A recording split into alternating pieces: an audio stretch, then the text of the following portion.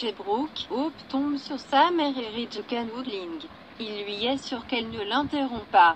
Ridge se demande si elle a parlé à son père pour voir s'il peut savoir où est Sheila.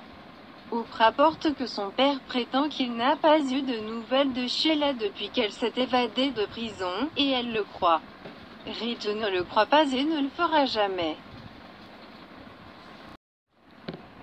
À Il Giardino, Liam se plaint que Bill ait choisi les restaurants pour le déjeuner. Ils ne sont qu'à quelques mètres de l'endroit où Steffi et Finn ont été abattus. Bill savait que Sheila avait des problèmes quand elle est revenue. Wyatt ne peut pas comprendre comment Sheila est toujours là-bas en liberté. Quand va-t-elle avoir le sien?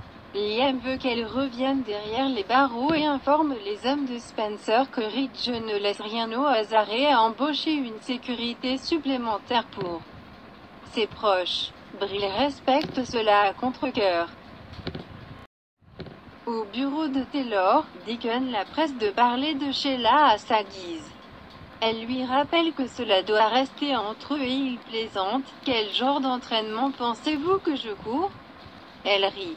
Deacon n'a pas de diplôme de fantaisie, mais il connaît la nature humaine. Taylor peut le voir. Elle croit qu'il ne sait pas où est Sheila, mais se demande s'il pourrait penser à où elle pourrait être. Ils doivent la trouver avant qu'elle ne blesse d'autres personnes. Deacon s'émerveille que Taylor le prenne au mot à propos de Sheila et demande comment va Steffi. Il se demande si Taylor et Ridge ont pensé à aller lui rendre visite. Ted admet qu'ils en ont parlé avant de retourner vivre avec Brooke. Deacon suppose que cela pourrait être un peu gênant maintenant. Taylor acquiesce. Il la presse de parler de ses sentiments sur le destin de Brooke et Ridge. Dans la chambre, Mike revient pour trouver Sheila assis sur le corps sous sédation de Finn. Il reste bouche bée. Oh mon Dieu! Vous avez encore tué votre fils. Sheila fulmine à l'idée qu'elle tuerait son fils. Mike lui rappelle qu'elle en a déjà presque 2 fois. Sheila attrape le sac de médicaments et dit à Mike qu'elle a donné à Finn un sédatif pour le calmer. Mike est mal à l'aise avec toute cette situation et récapitule qu'elle a assassiné la vraie mère de Finn. Sheila proteste que c'était un accident et insiste sur le fait qu'ils n'ont même pas trouvé le corps de Lee. Elle a parcouru Internet et n'a rien vu sur un corps ou le camion. Clignotant devant l'événement enflammé, Sheila marmonne qu'elle ne voulait pas que Lee meure. Elle prend le téléphone de Mike. Il demande ce qu'elle fait et lève un sourcil lorsqu'elle y répond. J'appelle Lee. À Il Giardino, Wyatt devine que Kelly manque à Liam comme un fou. Son frère admet que cela a été difficile. Lui et Bill conviennent que c'était nécessaire pour Steffi. Elle aimait vraiment le gars. Liam pense qu'elle reste forte pour les enfants, mais la perte a été énorme pour elle et continuera de l'être. Bill regarde autour de lui pour voir si l'ex-détenu est là avec sa vadrouille et sa caution. Ils discutent pour savoir si Deacon est vraiment réformé et s'il est toujours lié à Sheila. Liam dit que selon Hope, Deacon a été désenchanté par Sheila. Il ne lui avait pas parlé et ne s'y attendait pas. Chez Brooke, Ridge grogne que le père d'Hope soit un véritable opérateur. Elle réitère que Deacon n'a pas eu de contact avec Sheila. Ridge dit que c'est génial, il ne veut pas non plus qu'il ait de contact avec quelqu'un qu'il aime. Est-ce trop demandé? Hope lance un regard à sa mère. Au bureau de Taylor, Deacon lui conseille de faire part de ses sentiments à propos de Ridge et Brooke. Vous ne pouvez pas battre mon prix. Taylor peut difficilement parler de leur destin, sans rire parce que peut-être, juste peut-être, ce pont qu'ils construisent brûle jour après jour.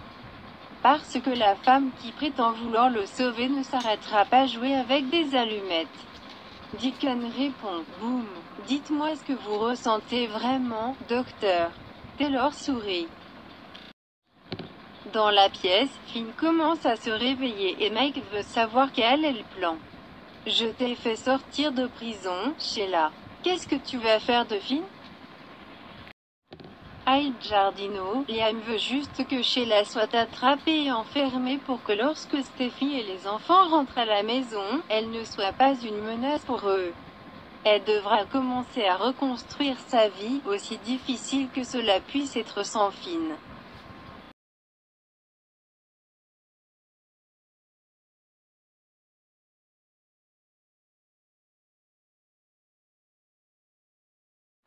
Au bureau de Taylor, elle admet que ça fait du bien de sympathiser avec quelqu'un à propos de Brooke et Rich. Deacon admet que Sheila était une sorte d'ami, bien qu'il soit un psychopathe meurtrier. Et il n'en a pas d'autre actuellement. Si Taylor a besoin d'une épaule, il se présentera pour elle. Taylor le remercie. En ce moment, tout ce qu'elle peut se concentrer sur sa fille et ses petits-enfants, et sur ce que Sheila a fait pour leur enlever Finn. Chez Brooke, Ridge présente ses excuses à Hope alors que Brooke apaise qu'ils ont tous besoin de se détendre. La conversation se tourne vers Sheila qui attend son heure. On ne sait pas ce qu'elle va inventer ensuite. Brooke apprécie la sécurité supplémentaire que Ridge a embauchée pour leur donner la tranquillité d'esprit, et Taylor aussi. Ridge jure que Sheila ne fera plus jamais de mal à personne dans sa famille. Dans la pièce, Mike dit à Sheila que Finn commence à se réveiller et sera partout sur elle. Elle le garde loin de sa famille. Sheila envisage de le réunir avec Steffi et Aïe le protège. Il va être si heureux quand ils seront de retour ensemble qu'il oubliera tout ça. Mike note qu'elle retourne toujours en prison. Sheila pense. Peut-être que c'est là que j'appartiens. Mike se plaint qu'il ira en prison, il est un complice maintenant. Elle a peut-être donné naissance à Finn, mais ce n'est pas comme si elle l'avait élevé. Il brandit le certificat de décès, peut-être devriez-vous réduire vos pertes. Tu as encore beaucoup de vie à vivre et nous pourrions être vraiment bien ensemble. Finn écoute. Elle a demandé à Mike s'il suggère qu'elle laisse juste son fils mourir. Mike suggère que Finn a déjà un certificat de décès. Peut-être vaut-il mieux le laisser faire. Paniqué, Finn se dit « Je dois sortir d'ici avant qu'il ne soit trop tard. Je dois rejoindre Steffi. »